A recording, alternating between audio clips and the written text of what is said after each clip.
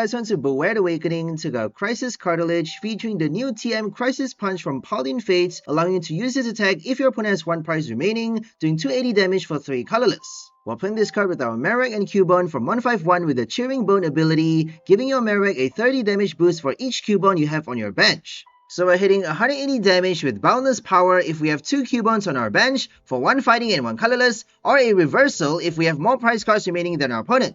We also have 2 Lucario to finish off our opponent's Pokemon EX with Avenging Knuckle, hitting 150 damage for only 1 fighting energy if one of our fighting type Pokemon was knocked out by damage from an attack during our opponent's last turn.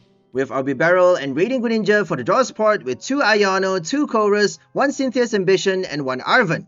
To target the right Pokemons for the knockout with 1 Counter Catcher and 1 Boss. So the main idea of this deck is to do Crisis Punch with our Marowak when our opponent has 1 prize card remaining, hitting up to a maximum of 370 damage with our Cubones on the bench. Finally, we've got 1 Miriam, 1 Rescue Carrier, and 1 Rod to shove back our Pokemon energies, 1 Manaphy for the bench barrier, 1 Switch with 4 Reversal, and 8 basic fighting energies. So that's all for the deck list. Now let's go for some gameplay and see how well this deck works.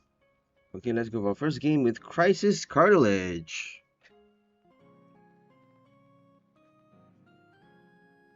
First game against Charizard EX. Let's do this. Versus a meta Arcanine EX as well. So they got 2 different types, 2 different Terras, Fire and Darkness. It's a funny thing that the old Terra is actually the same type. Now we have Terras of different types, which is a lot more interesting. Still waiting for tool cards or stadium or effects of abilities and attacks that work only for Terra Pokemons to help boost the Terra phenomenon. I don't think it will come anytime soon, but let's hope they have those boosts, they have those buffs for Terra Pokemon when Terrapagos joins the fray, when Terrapagos comes to TCG. Because you gotta expect something special, right? I mean, just not taking damage on the bench is pretty silly. We have the different types now, but still, there really isn't much to distinguish them from regular EXs, which is a little depressing, to be fair. So, just trying to look out for them Terras. Why aren't they doing extra damage? If you have, like, maybe if you have the same type of energy attached, if it's a Dark Terra, and you attach Darkness Energy, this Pokemon does 30 more damage, right?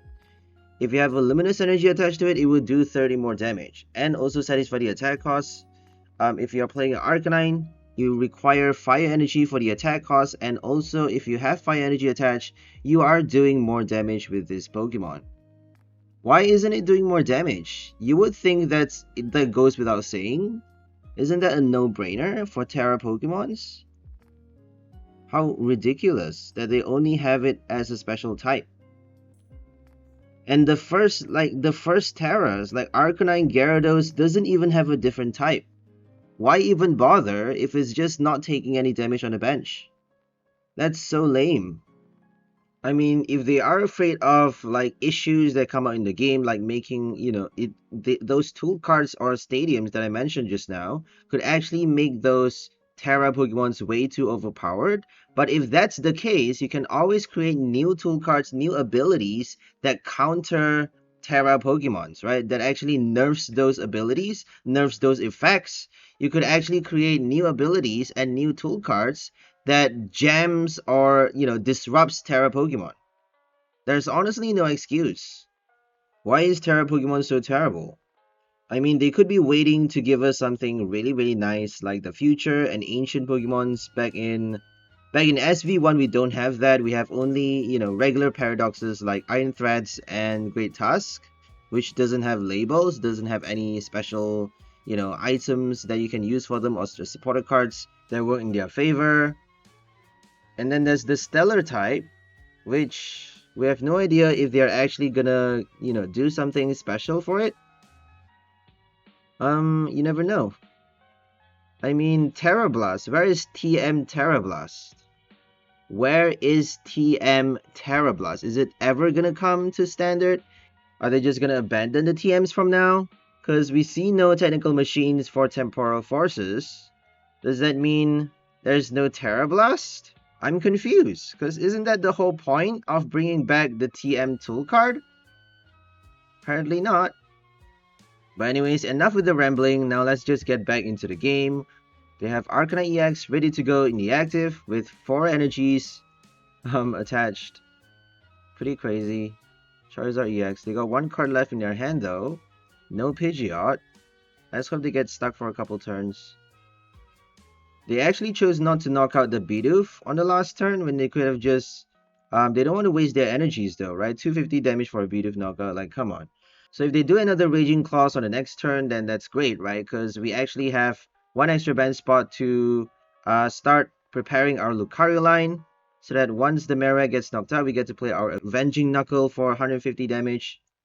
If they get the boss though, and take out one of our Cubones on the bench, then we would have 2 Bibarel and a Greninja stuck in play, which would be pretty bad. So I think we actually made a mistake of benching the Greninja. I actually got scared not getting supporter cards. That's the reason why I benched the Greninja. We should have just have 2 Bibarels in play. If they didn't do the boss, if they take out our active Bidoof, then we can play the Ultra Ball or Nest Ball to then, you know, play our Greninja to draw extra cards. I don't think drawing that early with Greninja is gonna help much. Because honestly, we just need the Marowak and the energy, right? Either a reversal or a basic fighting. And I'm pretty sure Bibarel can get us that. I don't think we need the Greninja draw that desperately early game. I mean, don't get me wrong, it would be nice to have the extra draw, but it's not really that important. We should be focusing more on the bench spot since we need so many Cubons in play. If we have 2 Pokemons in play for the draw spot, that leaves 4 spots remaining for us to bench our Cubone and Riolu, preparing for our Lucario or Marowak on the next turn. If they take out the Cubone, we can do Avenging Knuckle as well. If they take out our support Pokemon, we've got Cubone with enough energies to attack. We can even do Reversal for Boundless Power, getting extra damage in the game with our Cheering Bone while doing Avenging Knuckle for the finishing strike on the next turn.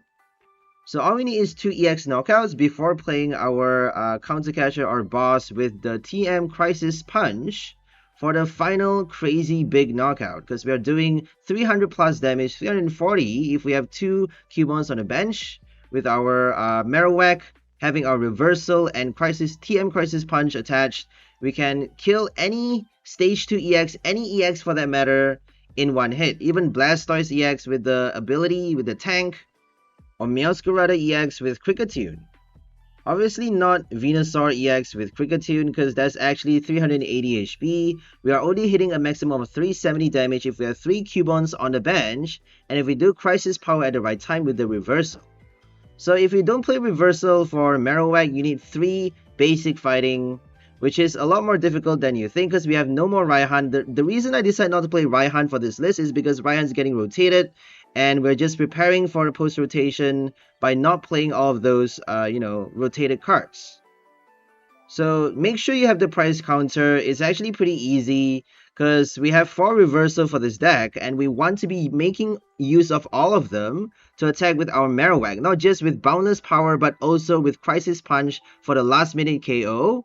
So make sure you don't take too many prize cards and keep track of the number of prize cards for both players so that you get to play Reversal for your Marowak and also for the TM Crisis Punch when you need to. Do not leave yourself with 1 prize remaining and, not being able to use your TM, which is kind of a waste just because that's the main theme of this deck. So be sure to leave 2 prize remaining just when you're about to play your TM Crisis Punch, just because that actually allows you to play not just your Counter Catcher but also Reversal. We have Boss as well. If we don't get our Counter Catcher, we can Bibarel, draw out the Boss, and then play our TM Crisis Punch with the Reversal. We don't have Town Store now, but we do have Arven to search for the tool card, which is actually not quite the same, just because if you play the boss, you're not allowed to play Arven. But if you play Arven, you can search for the Counter Catcher and then play those 2 at the same time. So there is the advantage of Arven in that aspect. That's the reason why I prefer Arven, just because it helps you early game as well to search for Ultra Ball or VIP Pass to help you bench cards, to help you set up. So I feel like Arven is better than Town Store in general. But if you play Town Store, you get to do the boss. You get to play other supporter cards, right? So it really is down to preference sometimes. I prefer Arven. You may prefer Townstar. I'll let you guys decide which to play. Anyways, I think I'm just gonna end the voice right here because focus on the game. Hope you guys enjoyed this one. Today we are featuring our Marowak and Cubone from 151 with the Cheering Bone ability, helping us do 30 more damage with our boundless power for each Cubone we have in play. We can also do TM Crisis Punch on Marowak for up to 340 or even 370 damage with 2 or 3 Cubones on the bench when our opponent has 1 prize remaining. So that's all for this video. Hope you guys enjoyed it. We'll see you next time. Have a great day and bye from the people. Enjoy life.